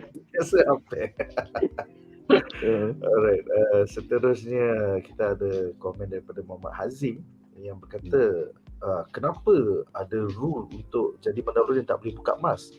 Ini satu salah faham ya. Sebenarnya hanyalah suku kaum yang kena buang negeri yang duduk di Concordia, the moon next to Mandalore, yang tak boleh buka mask because that is their creed, dia orang punya pemahaman, dia punya way of life. Untuk the other Mandalorians yang duduk dekat planet Mandalore, dia orang selamba je buka mask macam the princess Bo-Katan tu. So pada dia orang percaya yang orang-orang yang kena buang negeri duduk kat Concordia tu adalah cakap macam ketinggalan zaman ataupun percayakan benda-benda ulu lah. Apa pendapat kau? That's what I like about season 1. Like it gets the fans asking like, hey, tiba-tiba why are they suddenly not allowed to take the helmet? We've seen so many Mandalorians take off the helmet. And then when season 2 happened, genius. They explained it all. They follow me, you are man. I love you for it. Aku actually suka waktu season 2, waktu dia Djarin jumpa yang dia ada Mandalorian kan, Bo-Katan tu kan. Lepas tu bila dia buka helmet, dia kata, you imposter. Aku macam, mamat di kampung lah. The Susalorians. Okay, tapi kalau aku nak backup diorang lah, aku rasa cara kenapa The Armorer ataupun that kind of creed kata jangan buka helmet, aku rasa tu salah satu cara enforcement in term of physicality tau. Yang di mana kalau benda fizikal tu kau boleh ikut secara lahiriah, the creed yang lain pun kau akan ikut juga. Aku rasa sebab diorang dah fobia tau. Apa jadi bila diorang tak ikut betul-betul creed Mandalore, dia ikut cara Setin, dia ikut cara Bo-Katan yang dark saber tu boleh wariskan tu tanpa lawan. So diorang dah lenient. Diorang lenient, diorang mati, diorang kena tindas. So that's why diorang kena kata dengan creed ni sajalah akan menyelamatkan kita. Kan? So aku rasa ada sebab juga kenapa dia buat macam tu lah. Yang diorang macam street gila babi. Diorang kata kau kena pakai helmet ni. That is the first way in order to contain your belief system. Tapi diorang ada niat intention yang bagus. Tapi mungkin intention yang bagus tu sebenarnya kadang-kadang klik benda yang susah juga kan. So aku rasa Djarin ni lah mungkin adalah orang yang pertama yang macam the force nak tunjuk kat benda ni. Cara dia is the midway. Tak boleh jadi Bo-Katan terlampau bebas sangat. Aku tak percayalah living water ni apa lah, ni semua ritual lah. Lepas tu orang ekstremis, kita kena buat kita buat macam ni. Tapi Djarin ni macam, aku try buka, okey je. Lepas tu aku kena bertaubat balik. And so dia macam benda yang middle lah. So I hope that this gonna give the Mandalorian a new brief, a new harap yang Mandalorian akan ada. So nanti Amara akan conflicted jugalah. Aku cakap prophecy ni kat dia, tapi dia buat, lepas tu dia pegang. Nanti Djarin akan keluarkan satu isu, satu decree baru. Helmet boleh buka bila-bila masa sahaja. Semata-mata supaya guru boleh pandang dia. Tu yang sebenarnya dia nak. Yalah, nampak. Alright. Seterusnya kita ada soalan daripada Soy Kampion. BuzzPopTV tengok ke Bad Batch Season 2? Aku rasa when it came out, I had too many shows to watch. And then aku terlupa. And then sekarang tak tengok lagi. But I might watch it once the whole season habis. I will just marathon it out. Senang. Banyak sangat lah. Aku pun tak ikut. Yeah. Seterusnya Muhammad Azim bertanya, adakah Sasha Banks akan kembali ke Mandalorian season ini? Menurut pelakon dan juga wrestler WWE Sasha Banks, dia kata dia tak terlibat dengan Mandalorian season 3. So unfortunately we won't see her later in the season. Alah, nak tak Sasha Banks. Itulah kan. Tak ada wrestling. Karadun lagi dah lupa tu lah. Alright, saya suruh bertanya ya. Ketika ada baptism at the beginning of episode 1 season 3, dekat planet mana tu? Dan kenapa Djarin tak boleh mandi hadas dekat situ? Because dia punya dosa terlalu besar, bro. Dia kena mandi hadas dekat the Mines of Mandalore. I don't know which planet was the Armorer and the rest at? I think Moon of Concordia kan? Kan? Are you sure dia Concordia? I don't think Concordia. No, dia dah lari. Kat mana dia? Tak confirm lagi dah. They didn't say anything. They didn't say anything. Yeah. Oh. Sebab dia orang macam boleh lari pergi tempat lain kan? Yeah, they have to run away, right? They still have to run away. Yeah. Otherwise, they would have been Concordia long before this show. Yeah. Betul, setuju. So it's not Nevarro. So we don't know where they are, or it could be Nevarro. I don't know. Hopefully, future episodes will reveal. I think I just want to highlight juga ada simbolism religious jugalah kat dalam ni daripada baptism kan. I think ada orang nanti screen crush kutuk tingkat mamat dengan anjing ni duk cakap kan. And apa ni, the green rock yang yang Djarin dapat tu pasti ditunjuk dekat Armorer in this season. Actually excerpt tu adalah daripada Exodus dalam Bible tau. Cerita pasal daripada plague plague dekat Peru pasal ada locust ke apa kan. Lepas tu dia orang sebenarnya dia tunjukkan macam the Mandalorian tribe ni jadi macam Jewish people zaman dulu yang di mana dia orang dia di scatter, dia punya tempat dah kena hancur kan, dia orang scatter all the way. So mungkinkah Djarin ni adalah simbolik pada Moses yang akan membawa dia orang balik ke tanah of the promised land kan, yang dah barren apa semua kan. I would love to see lah that symbolism jugalah. Dah ada baptism, dah ada apa semua. Dia dah akan bawa. Dengan tongkat je, dia kata tongkat je mudah. Okey, Allah air. Jatuh. Lebih kau ni bahaya. Alright. Seterusnya Rogon bertanya, adakah Captain Kennedy involved tak dalam Lucasfilm games? I don't think so. That's why the games are awesome. Jedi Survivor was awesome. I'm not so sure, tapi aku rasa dia mesti ada juga lah kot. Dia letak macam lama dia tak lama. Lepas tu nanti dia akan present macam-macam. Hi guys, saya present je. Tak ada. Yeah, I think that's pretty much the extent of it. I mean, Captain Kennedy may not be in charge, but we still have electronic arts. Yep. Man. Yeah. No, macam mana? At least, I have faith in Respawn. They're the only studio that can save EA's butt. Hopefully. And then we have other studios like, but those studios are also in trouble. So. Those studios also in trouble. Sedih dengar tu. Aduh. Respawn has not 1, not 2, but 3 Star Wars games in development already. Wow. Jedi Survivor, 1 FPS shooter lagi, and then the strategy game. Strategy game boleh pilih focus strategy games. Empire War is the best game. Dia dah sukses kan, tapi dia bagi lagi banyak. Nah, lagi banyak projok. Macam tu lah kan. Alright. Yeah, what to do, man? What to do? There's a business, man. Komen terakhir untuk segmen ini daripada Fad.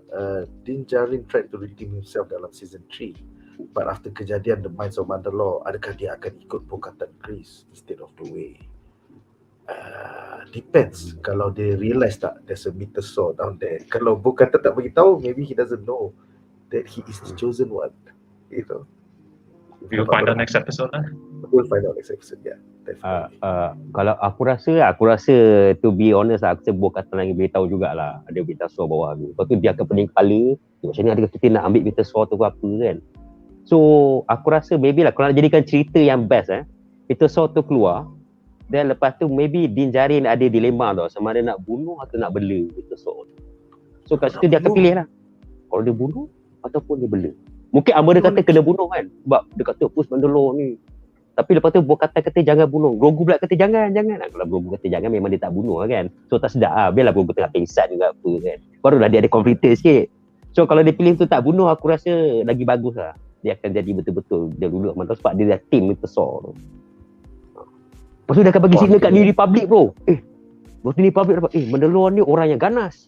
Macam ni, lepas tu dia dapat ni nak naik balik, kita kena serang dia orang. Ada pula orang Republic yang bodoh, dia dah ternampak zaman dulu punya PTSD terus dia kata nak serang Mandalore. Yeay! Season 4. Yes, Season 4. The new Mandalorian Wars. Yeah. Tak pasal-pasal kan. Manalah tahu. Tiba-tiba Itu yang shock tengok. Dia tiba ada orang gila ni Republic kan. Aroy bertanya, kenapa Jin jatuh ke bawah mine tu? Dia pingsan ke tak? Dia ditarik oleh Mythosaur tu. Pasal dia baru step and then dia To be fair, I also had this question. Like, did he fall? It seems Tapi weird, dia right? jatuh atas. He You was cannot stepping- fall so fast, right? Yeah, man. Yeah, you cannot fall that fast. So, Bo-Katan pakai jetpack pun perlahan sikit kan? yeah. Betul juga. Kalau let's say tak ada tapak kat bawah tu, I think mesti dia akan pelan-pelan jatuh kan. Dia Betul lah. dia akan sedar dia jatuh, dia mesti nak gelapar. Tapi aku rasa dia kena tarik lah. Ni bukan tenggelam, it's just zoom. Yeah, it was Tiba-tiba dekat atas lantai. Aku rasa Mythosaur tu, aku rasa dia pun ada proposi dia sendiri bro. Dia kata when you see shiny things on top of it, you kena tarik. Dia plate bawah ni cakap the first Mandalore cakap kan. Nanti aku datang balik dengan benda shiny sebenarnya. Betul lah plate bawah tu. Terus cakap oh ya ke, siapa tulis? Oh, the first Mythosaur. Oh, good. Adik mana beranak bro. Grogu tu kau terjemah. It's gonna be funny lah. Kemudian Aroy menambah, so meaningnya adakah the Mythosaur chose him? I don't know. I don't. Okay. Maybe it will be answered in the next episode. Yeah. Oh yeah, we didn't talk about Grogu all this much. I feel like Grogu's grown a lot this episode. Yes, betul. Dia boleh back front flip, dia boleh push the strolls, he goes to the starship all himself to find Bo-Katan. I guess that really makes Luke so much. That gives a lot of meaning for Luke also. Because it was 2 years of training. Supposedly, what happened in the Mandalorian Supposedly, 2.5, I it see. looked like a few episodes, but it was 2 years. So we see I don't know whether it's actually 2 years in the universe or whether Jon Favreau is saying 2 years in production. I don't know. Oh, I think Jon Favreau was saying I 2 don't years know. in universe. 2 years in universe. That's what he was saying. Universe. Okay, Senang-senang je rekod macam tu Senang je rekod macam tu. Boleh lah. Oh, satu je aku rasa Luke ni memang apa? Ya, orang kata Luke ni tak berubah kan sebab dia suruh pilih Grogu pilih. Kau jadi Mandalore kan jadi Jedi. Why can't you be both Luke? Come on Luke, what have you done? Satu lagi geram kan? Bagi je lah Grogu tu lightsaber. Kenapa kelekut sangat? Kenapa? Bagilah. Geram. We had a Mandalorian Jedi who's the guy who used the Darksaber kan? Come on. Faham. Mungkin Luke kata kan, bahaya Mandalorian dengan Jedi cannot be together. Even though I know that it's okay, but cannot be together. Later lah. At least just be grateful. Just be grateful that this means that Grogu can be spared from Kylo Ren. Oh, betul lah. At least he's safe from Kylo Ren. Yeah, man. Yeah, that's why he had to leave the school, man. That's why he had to leave. Kemudian Aroy menteorikan, didn't the droid drive the ship? I think it was Grogu because dia punya ayah was explaining this is Concordia, this is Kalevala. Maybe team effort lah. Aku rasa team effort. The droid drive and then Grogu direct. Yeah, most likely yeah. Dia cakap, weh. Dia faham. Macam bagus tu. Okay lah, R5 ada kerja lah. R5 did something lah at least. Alright guys, dengan itu berakhirlah segmen ini dan kita akan ke harapan kami untuk episod minggu depan.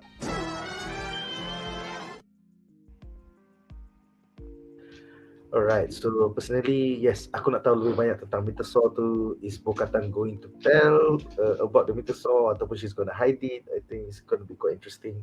So, apakah harapan korang untuk episod minggu depan? Kita mulakan dengan Wan, silakan Wan. Mythosaur showdown with Mandalorian. Yeah, lawan. Lawan dulu bro, aku nak lawan dulu. Walaupun sebenarnya tak pernah tapi lawan lah bos dah cerita kan. Dan kau bolehlah tahu macam mana rupa Mythosaur tu sebenar. But I really hoping Bo-Katan bagi tahu je lah. Sebab nanti kau akan drag cerita tu lagi. Kau bagi tahu je. Sebab in the end kau Din akan dapat tahu juga benda tu. Just that aku more interested actually dalam cerita ni. We know about Mythosaur apa semua kan. Implikasi New Republic tu macam mana. If let's say they know the Mandalorian. Ni dari segi kebanyakan. Tak sepasal akan bersatu balik. Apa dia punya respon. Kan ada satu lagi pasal yang Greef Karga punya Chief High Magistrate tu kan. Macam mana pula Space Pirate tu punya reaction dengan dia nanti on the long run macam mana. Adakah NEVARRO sentiasa akan menjadi prosperous? Kan adakah mungkin First Order akan ejen First Order akan masuk untuk cari ejen-ejen dia punya ni yang akan buat kerja dia orang juga. Kita tak tahu kan. So I will look to that for that lah. How many years is it to episode 7? From this point to episode 7? How many? Less than 30 years. Oh, less than 30 years. Oh yeah, less than 30 years. Because I mean, The Force Awakens takes place 30 years after Return of the Jedi. Oh, okay. So it's still far away lah. The First Order punya track is still far away. Yeah. Okay. Still a long time to appease the sequel haters. Walaupun bagi aku sequel tu tak kena, tapi for the sake of nak cakap lah kan. So macam tu 35 years lah. Tolonglah Dave Filoni pull the world between world punya gate lah. Kamu nak cepat lah, pull that thing lah. 7, 8, 9 apa tu? Reboot kan. Okay. Feel good to comment on this time. Seterusnya silakan Darren, your hopes for next week. If there's one hope I have for the season, is to finally give a solid story for Bo-Katan. Like throughout the Clone Wars. My camera went off. Can you still hear me? Okay. So throughout the Clone Wars, throughout Rebels, and even in the Mandalorian, I'm still wondering what her character wants. What does she want to do? Like from joining Death Watch, jadi good guy, lepas tu dia konflik dengan Din dekat season 2. So I'm like, where does the story end? Like, I really want to know now. And now she gives the backstory about her being a princess. So I'm like, I hope we can finally have a good story of her, so I can finally answer like, what kind of character is she? Is she a good guy, bad guy, or anti-hero? You know? I mean, I have full trust in Dave Filoni. I have full trust in Dave Filoni on this. We even got a good actress to bring her to live action. Yeah, so, Katie Sackhoff nailed the role since the start, animated and live action. They really picked the right actress for it. Satu soalan. Bo-Katan umur dia berapa Dia jadi MLF ke sekarang? Dia Darren, dengan action tak tua-tua bro. Tak dah penting. Darren, tolong cari jap Bo-Katan umur berapa tahun gram aku. I think there's a meme about how old they're supposed to look compared to Obi-Wan. Not confirm lah. Not confirm. Yeah, not confirm. In her very late 50 or mid 50, by the she time again or late 50. Tapi kata cakap 41 ke 42. Tapi kalau dalam ni kata late 50. I think Mandalorian ada ni lah, pandai skincare kot. Or age works differently in the Star Wars galaxy. Looking at you, Obi-Wan. Obi-Wan, aku rasa Obi-Wan stress pasal Anakin. Dia mesti Anakin buat masalah. Dia tidak ada kebudi. Dia stress pasal Reva. Dia jadi tua. The Tatooine heat will cook your skin. Okay. Alright, so kita ada beberapa komen yang menarik. Pertama, terima kasih Kamarul untuk super chat anda. Thank you for the support. Harapan untuk banyak lagi Wan selepas ini. Yeah, thanks bro. Seterusnya kita ada satu komen daripada panelis biasa kita, Hadi, yang mengatakan just here to say Nick dengan Wan should watch the Bad Batch Season 2. Despite a few boring filler episodes, main story sekarang on how the Empire switch from clone troopers to stormtroopers. Menarik. Sabar Hadi. Okay, Hadi, I hesitated to answer this just now when you guys asked me, but now Hadi said it. Yep, that's pretty much all I wanted to say. Wow. Kena tengok lah. Wan, Kena tengok aku rasa lah. kau kena tengok The Bad Batch lagi awal daripada kau tengok Rebels, bro. Lagi penting, bro. Betul.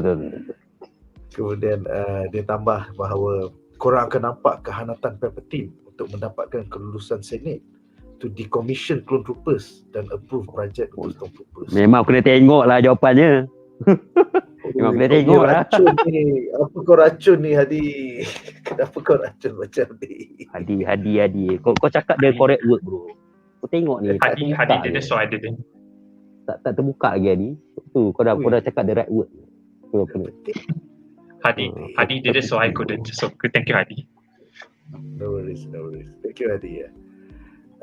Nampaknya itulah Wan dengan aku kena tonton. Maybe bulan puasa kita ada extra masa untuk tengok kot. So macam tu lah.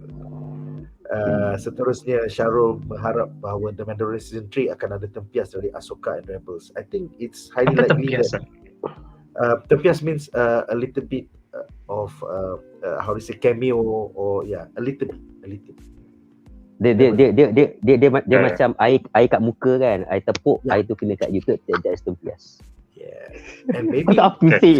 skeleton crew ada. Aku rasa skeleton crew we might get a drop of skeleton crew. Oh yeah, that's skeleton crew. Okay, at least that didn't get cancelled yet. Wah, tengok Wan, kau kena marah Wan. Kau kena marah dengan presiden, kau tak tengok lagi. Ni betul. Saya DP kena tengok betul. Nanti saya tengok. Maafkan saya presiden. Sikit, give him a break. Boleh. We cover too many shows on this channel. So Apa ni baru tengok bahaya panggil. bulan puasa kita akan cuba tengok. Kemudian Lan Dixon bertanya soalan, dekat mana nak beli merchandise Star Wars, Wan, sebagai seorang tokan, kalau kau boleh cerita sikit. Kau nak apa? CK, you can also answer this. CK, you can also answer this for your pop. Kau pop. Ya, CK pun boleh jawab soalan ni. Bagi aku merchandise Star Wars selalunya dekat Angkor Mall banyak. Dekat Toys R Us ataupun yang commercial, I don't kinda suggest, sebab kebanyakannya mesti benda-benda yang baru yang bagi aku macam dia punya value okay. But if you go to Angkor Mall atau apa, dia ada seller-seller yang jual barang-barang vintage Star Wars yang bagi aku lagi berharga lah, yang ada punya nilai lah. Ataupun you can ask Djarin and the Star Wars Malaysia Fan Club, mana ada juga peminat-peminat yang nak lepaskan collection ni. I have several black series yang aku nak lepas juga. Korang boleh PM aku ke apa untuk ni kan. Ada Miss Windu, ada siapa nama Jedi Fallen Order punya Pak Ua pula punya lencai tu. Akal Testis ada juga lah aku nak lepaskan. Bagi untuk generasi baru pula minat. Aku hanya simpan yang matters tentang Narshada punya Facebook group. Narshada Facebook. Narshada. There's a Facebook group name Narshada. Kat situ banyak barang-barang Star Wars diorang jual. Ada toys, ada underwear, ada toys, ada ni. Underwear pun ada jual-jual dah video. Okay? Aku cakap okay. What is your statement kan? Tapi itulah banyak kat situ Narshada kat Facebook. Tulis Nar ANAR SHADDAA. Ya, Narshada. Semoga kita jawab soalan Lan tu. Dan kemudian kita ada racun terakhir. Sebelum tu aku akan baca dulu apa yang Fard mengatakan. Tempias in this scenario is given a kit of these or so ada gentil lu lah. Okay, sekali Hadi mengatakan episod terbaru bila Crosshair realise semua Clone Brothers dia kena buang macam sampah je, and come to the realization yang Empire tak peduli pun pasal dia orang. Wih bro, Crosshair memang Hadi tahu macam mana nak racun kita orang lah. Crosshair dah insaf bro. Oh my kau god, ni memang lah Hadi. Kau ni Hadi yang dia Hadi siut lah kau Hadi. Aduh. Macam baik dia. Bila nak tengok Bad Batch Season 2? Tanya orang pula kau. Tapi sikit lah kena tengok apa. Sikit dah Bulan suruh puasa tengok, boleh aku tengok. akan power down, tak pergi event ke apa, aku ada banyak masa berpuasa. So maybe aku akan layan the whole of the episode. Layan bash sama makan popcorn. Tak layan bash je. Jangan makan popcorn. Reaction channel, reaction. Kita buat reaction video lah. Each We'll episode. see. Alright guys, so aku rasa dengan itu berakhirlah perbincangan kita malam ini. Dekat 1 jam 40 minit.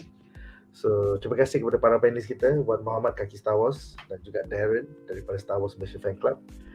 Terima kasih juga kepada korang yang sudi menonton selama 1 jam 40 minit. Join kita orang hari Ahad ni, di mana Anime Division BuzzPop bakal membincangkan My Hero Academia Season 6 episod 5 to 12. Kemudian seperti biasa, setiap hari Selasa kita akan bincangkan The Last of Us. Minggu depan adalah finale The Last of Us. Setiap hari Isnin kita bincangkan 5 berita terbaru dari Hollywood. Hari Rabu bedah top 5 trailers, dan hari Khamis kita bincangkan Mandalorian seperti biasa. So itu saja untuk malam ini guys. Terima kasih kerana menonton. Majulah fandom untuk negara. Bye guys. May the force be with you guys.